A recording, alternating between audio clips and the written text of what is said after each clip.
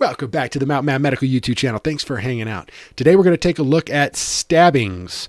I know we talk a little bit about gunshot wounds on this channel, quite a bit. And I thought we'd change it up a little bit, talk about knife wounds as opposed to gunshot wounds and how that might apply and change and some things to think about. So if that's something that you're interested in, hang out. We're going to talk about that next. All right, guys, this video is coming to us from Fox News. An attack in North Miami Beach. It's caught on surveillance. I will drop a link to this down in the description down below. But before we get into this video, do me a quick favor. Go down below and hit the like and subscribe. That's a free way to support me. So if you learned anything and you would like for me to help spread the word, that's a great way to do it.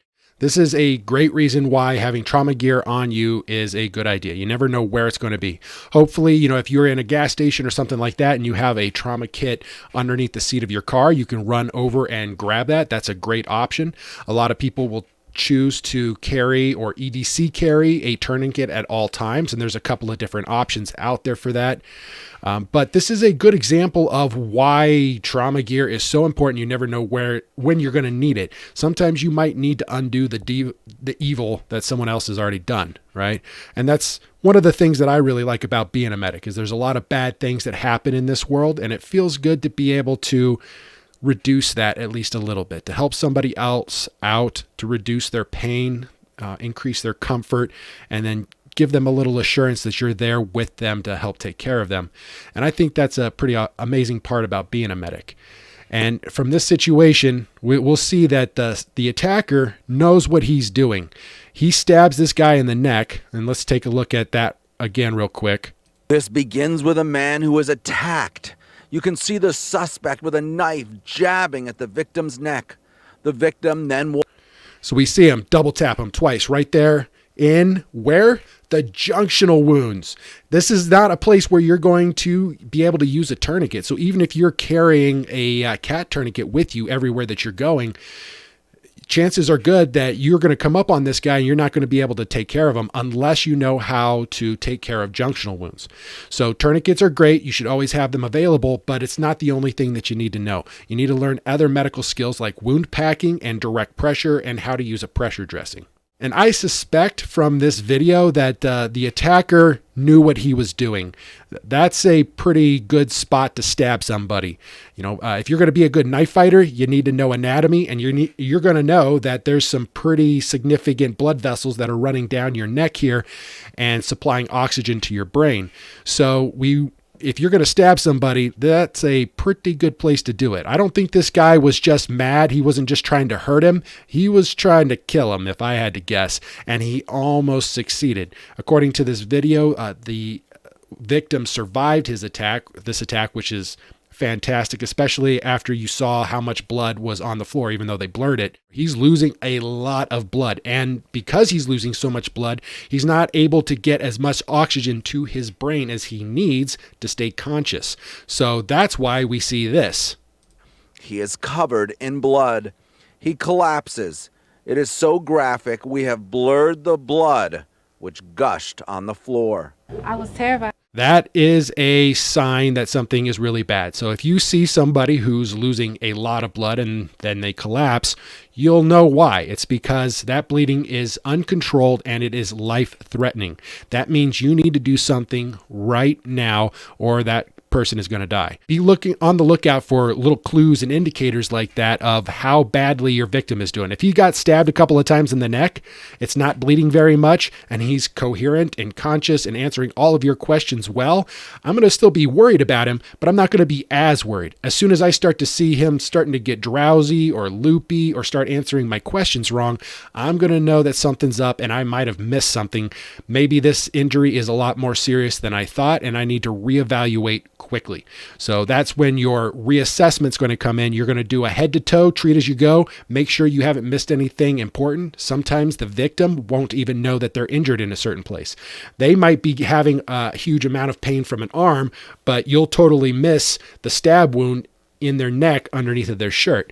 So if you've missed that and you look at the arm wound and you say, well, that's not that bad of bleeding, then the casualty starts to answer your questions weird, starts to get a little drowsy, a little loopy, then we know, like, oh man, maybe I missed something. I need to start looking much, much closer at this situation. That's when the trauma shears come out. You cut off all the clothes and make sure you do a detailed sweep from head to toe, and you make sure that all of the bleeding is controlled as best as you can, because that's what's going to save their life.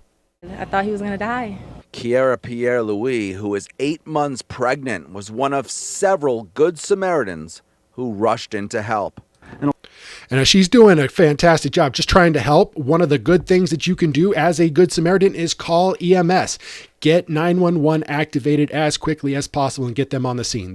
Sometimes that's all you can do. Even if you are a trauma surgeon on call or in the area at this gas station, there's not a whole lot that you're going to be able to do. The best thing you might be able to do is just call EMS. So if you aren't the one that's on the phone with EMS, you want to direct somebody else, you want to instruct them, you call 911.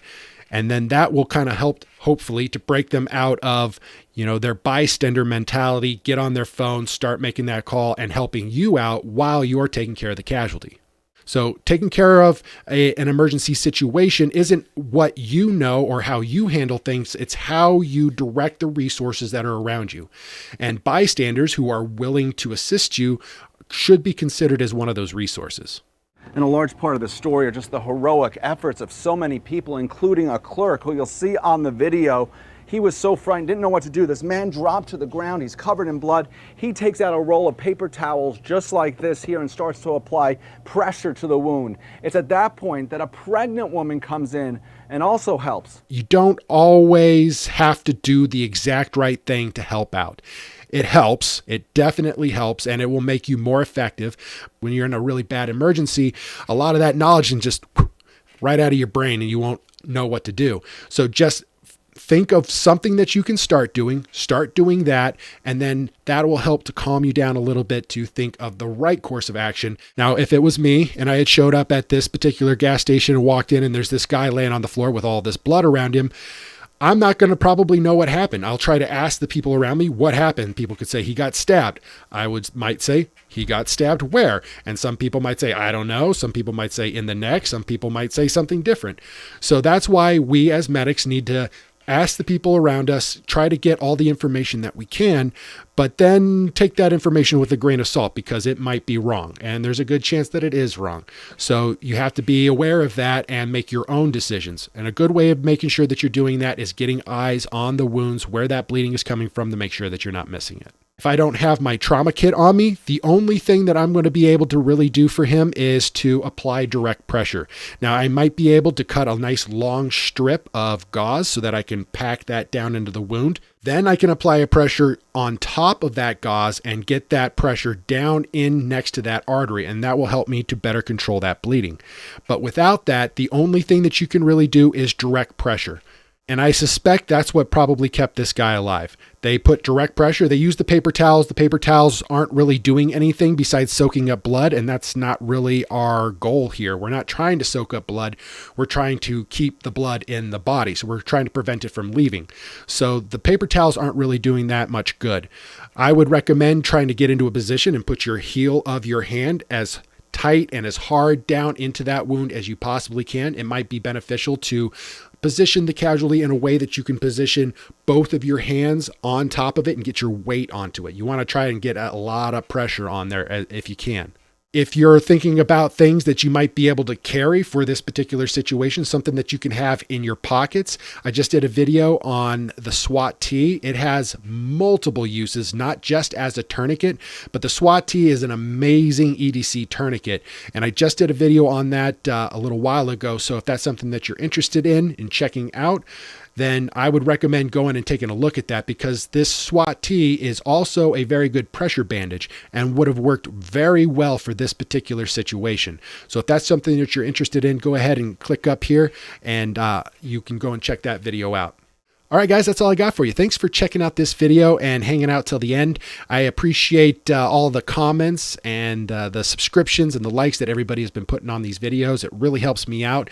If it comes to stabbing wounds, you got to treat them pretty much like any other puncture wound. Like a gunshot wound, you have the risk of going in and out, but a knife wound, less so, depending on the length of the blade. So it helps to also know how big that knife was. This guy gets stabbed with a katana, or was it with a pocket knife? You know, that's something that would help you to kind of understand the type of wound that you're dealing with. But of course, that information is not always available. So you're just going to have to treat it like any other type of puncture wound. If you like this video, you got something out of it, you learned something today, go ahead and hit the like and subscribe. That's a free way to support me.